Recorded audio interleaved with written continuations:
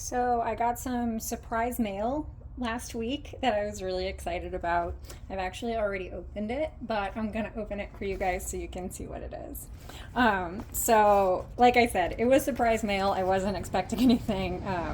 A friend sent this to me, and when I opened it up, it was this, the Cryptid Construction Kit.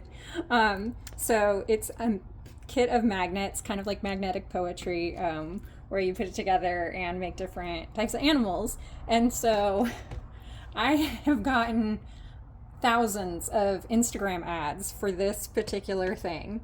I bookmarked it. I saved the link.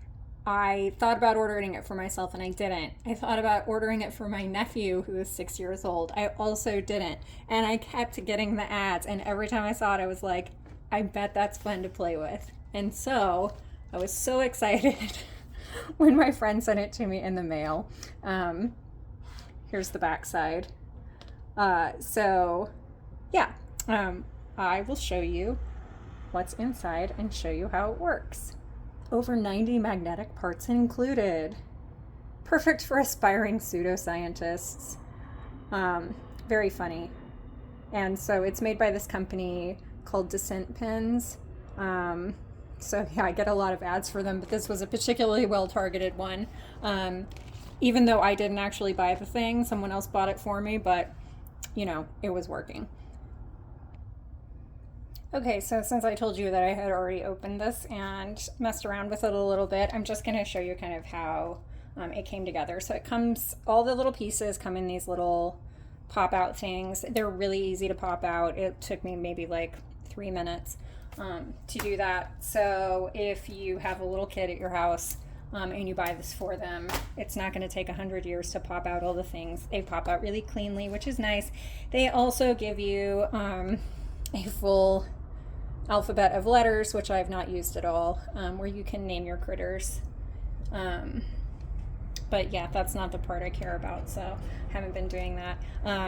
So you can see here, there's a bunch of different bodies. Turtle is good. This one's like a frog body. I like this feathery rainbow one a lot. Symbol of the Cryptid Conservation Corps. And then a lot of different heads. Shark, owl, frog, octopus, etc. I love the slug head. It's a great one. Dodo, axolotl. And a bunch of different types of legs. Flamingo, other dinosaurish, chickeny legs. Some deer legs. I think these are like a tapir or something. Because they're not an elephant and they're not furry. Anyway, there's some bear paws, a bunch of different types of wings, moth, parrot, bat, all good things, all different types of tails. Here's a dinosaur head. Fins, turtle fins. And like lobster claws. And a few like extraneous feathers and some ears. There's also like a unicorn horn. Some antlers. Raptor claw. And there are also a bunch of different types of eyeballs. So like there's a frog eye, just a random big eye. It's another random large eye, fly eyes. Of course there's 2 of all the eyes. And then there are randomly 2 human ears. It's the only human part that is in the kit. Everything else is regular animal, non-human animal. Oh, I like these frog feet a lot too.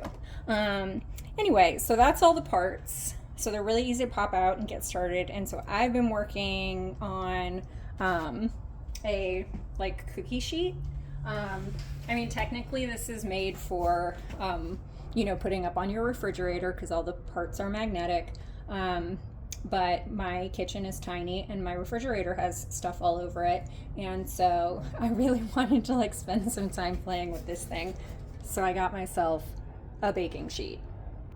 Okay, so I've laid out a bunch of my pieces up here, and here's my clean workspace. So let's build something. Let's try making sure my camera doesn't fall over first. It's been pretty fun just putting more than one body together, but I think we should start simple.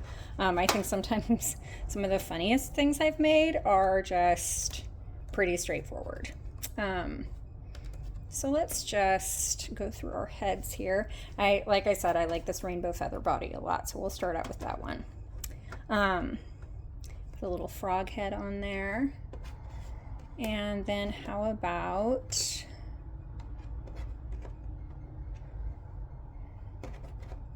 maybe some butterfly wings? Like for me, I mean, I'm being a little bit precious about it. I do like to use all the three-dimensional pieces, but I will tuck them under so they have the right perspective, which, you know, takes a little bit more effort. And then let's do, I think it should have, I like these feet. Again, with the wanting to tuck things underneath so it looks right. There, that's pretty good. And then let's do one more thing, because I think it would be fun, which is to put these little velociraptor claws on here. Look at that, like what, 30 seconds to make a fun cryptid? Pretty fun. But yeah, let's make a super complicated one. And scoot this one over. It scooted over pretty well, I'm kind of surprised. But these are really easy to work with. The magnets are just sticky enough that it's not like a problem to get them on and off the cookie sheet, which is good. Let's make a like giant bodied organism. So I'm going to use 3 bodies, and I'm going to, let's see, look at all these different heads. Another thing that I think is, or that has been a little interesting for me, considering I usually manipulate 3-dimensional objects in my own work, is all these things are turned the same direction, which makes sense for how this needs to be built. But sometimes, you know, I just really want a head to go the other way, and it can't do that. But I do like doing things like trying to combine the heads, like if we had the slug head here, and then maybe we just put the eagle over it, so the eagle has like slug parts coming out of its head. I think that is pretty fun. We could also take this like pterodactyl, put that in there, kind of like a second head, but also a random arm. And ooh, let's put a human ear. Actually, let's put the human ear on the pterodactyl. And then let's put this deer ear on the eagle. I'm not going to add the other human ear to the pterodactyl because it won't really fit under there, I don't think. So I'm not going to bother. But I will also add, let's see, an alligator tail here. I think I'm going to put that here. And then it looks like I should start adding some feet. So let's just, first we shall stick on some deer feet. And these are all slightly different, the deer feet, or I mean there's ones that are back feet and front feet. So you have some variation to work with. And it's the same I noticed with these like bird claw things. Like one is a little bit more hand-like, and the other ones are a little bit more foot-like. So you can kind of, so yeah, see, he's kind of got a little posturing he can do there, which I like. We'll just leave one there. And then I think sometimes it's been funny to just put like other random parts on the back, like an extra hand here and there, or, you know, just something odd, like maybe let's do a parrot wing on top of that random hand. And maybe just, ooh, this needs a tail. What kind of tails do we have? We have a lion tail, a scorpion tail, this big squirrel tail, a fish tail. Let's do scorpion. So there's a scorpion tail, and I feel like it still needs a little something else down here, probably more feet. So why don't we do polar bear feet. Robust. There. That is very complicated and quite messy. Oh, here, I'm just going to add some accent feathers. And then maybe, oh, here, we have a unicorn horn. Let's just use that for kicks. Put it on this one. Maybe we'll put some different eyeballs on these two. Looks like one of my frog eyeballs went MIA. Ooh, let's use the fly eye. Let's put it on that. There. So that's nice and complex. Strange, weird, fancy. Let's just add one more thing for posterity. Extra wing. Does that seem like enough? That was pretty fun. And then let's do just one more to see what is kind of the simplest, funniest thing we could do. I found after messing with this for a couple of days, sometimes it's just fun to try to be as absurd as possible. And oftentimes the way to do that is just to like take the head out of the equation. So what if we just start out with 2 feet like this, and then we'll put the squirrel tail, and how about these?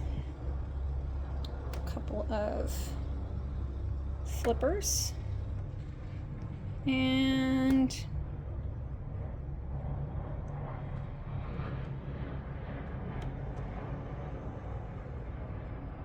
eyeballs.